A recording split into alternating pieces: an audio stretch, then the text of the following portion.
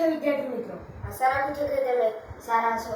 આજે આપણે જોવાના છે ધોરણ 7 ચેપ્ટર 4 સાદા સમીકરણ, જેનો સ્વાધ્યાય 4.4 નો દાખલા નંબર 4. અને એ પહેલા તમે જો આના આગળના 3 ચેપ્ટર અને આના આગળના 3 દાખલાઓની વિડીયો ન જોઈ હોય તો અમારી ચેનલ પર જઈને જોઈ શકો છો. તો ચોથા દાખલામાં એવું કહ્યું છે કે નીચે આપેલ વિધાનોનું સમીકરણ સ્વરૂપે લખો. હવે સમીકરણ સ્વરૂપે એટલે શું? તો કે અહીંયા આપણે જે વિધાનો આપ્યા છે તેને સમીકરણ સ્વરૂપે લખવાના છે. તો પહેલા વિધાનમાં કહ્યું છે કે x અને 4 નો સરવાળો 9 છે. અહીંયા એવું કહ્યું છે x અને 4 નો જે સરવાળો છે, x અને 4 નો સરવાળો એટલે કે x + 4, કારણ કે x અને 4 નો સરવાળો કેટલો મળે છે? તો કે 9. તો આપણું સમીકરણ થઈ ગયું કે x + 4 = 9, એટલે કે x અને 4 નો સરવાળો 9 છે. તો હવે બીજું વિધાન જોઈએ, તેમાં છે y માંથી 2 બાદ કરતા 8 મળે. તો આપણે પહેલા લખી લઈએ y, એમાંથી કેટલા બાદ કરવાના છે? તો કે 2. એને બરાબર કેટલા મળે? તો કે 8. તો હવે આ વિધાન કેમ બને કે y - 2 = 8? તો અહીંયા આપણને કહ્યું હતું કે y માંથી 2 બાદ કરતા, y માંથી 2 બાદ કરવાના છે, એટલે કે બાદબાકી કરવાની છે. તો y - 2 = 8. તો આ થઈ ગયું આપણું સમીકરણ. હવે ત્રીજું વિધાન જોઈએ, એમાં a ના 10 ગણા 70 છે.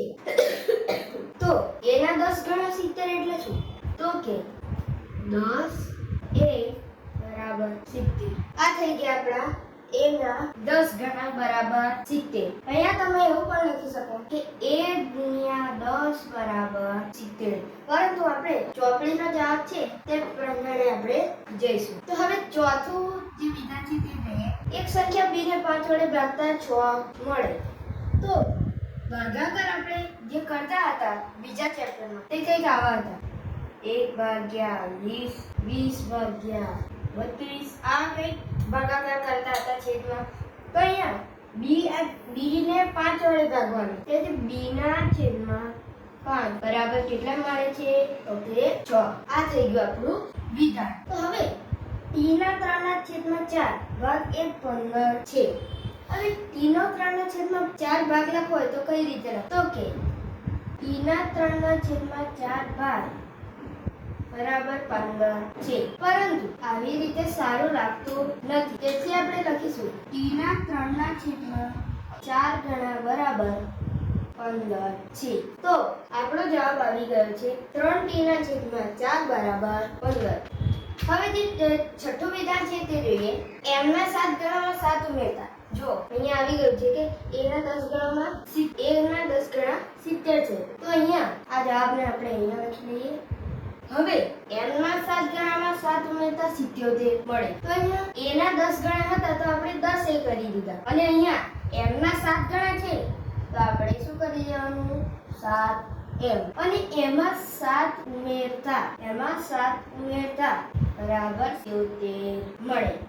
આ થઈ ગયું આપણું સમીકરણ.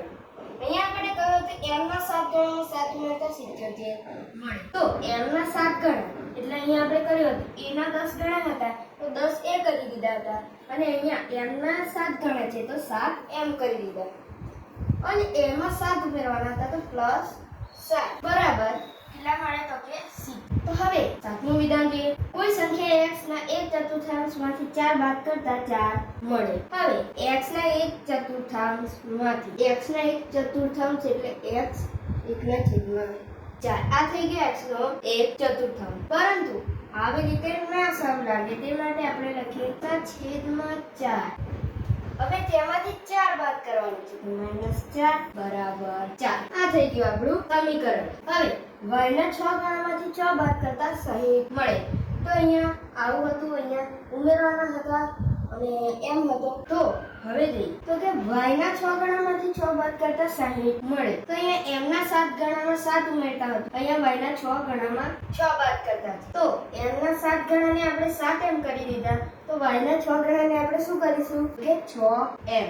તેમાંથી 6 બાદ કરતા આપણને 60 મળે. તો આ થઈ ગયું આપણું સમીકરણ. તો હવે જે નવમું વિધાન, તેમાંથી જો તમે z ના ત્રીજા ભાગ 3 ઉમેરો તો તમને 30 મળે. તો z નો ત્રીજો ભાગ, આ થઈ ગયો z નો ત્રીજો ભાગ. તો લખીએ z નો ત્રીજા ભાગમાં 3 ઉમેરીએ તો આપણને 30 મળે. અહીંયા આપણને કહ્યું હતું z ના ત્રીજા ભાગ એટલે કે z ના છેદમાં 3 અને તેમાં 3 ઉમેરતા તમને 30 મળે. તો અહીંયા આપણને મળી ગયા 30. તો વિદ્યાર્થી મિત્રો, આ જે સમીકરણ છે તે તમારે નોંધપોથીમાં લખી લો. અહીંયા આપણો આ જે દાખલો છે તે પૂરો થાય છે. મળીએ છીએ દાખલા નંબર 5 ની વિડીયોમાં. ત્યાં સુધી જય હિન્દ, જય ભારત.